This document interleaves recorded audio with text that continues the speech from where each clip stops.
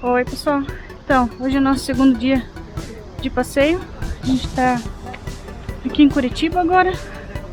A gente veio aqui no Parque Tanguá. Vamos mostrar um pouquinho pra vocês aí também.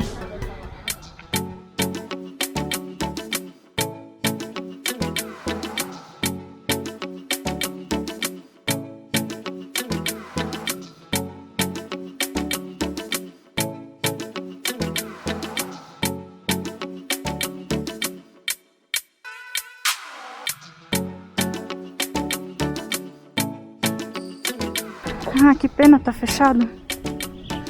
Mas tem essa passarela ali. Consegue atravessar o túnel ali de baixo e dar lá do outro lado da rocha.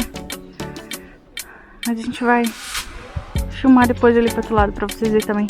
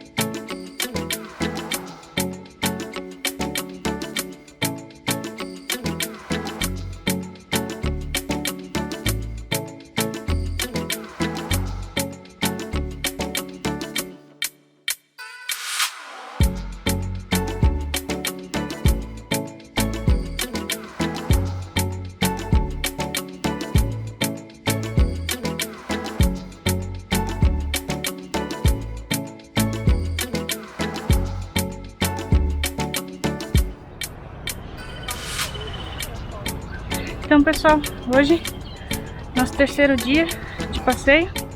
A gente veio aqui no Jardim Botânico, aqui em Curitiba ainda. A gente veio fazer mais um passeio, na verdade a gente já conhecia, mas agora a gente tá aí gravando pra vocês.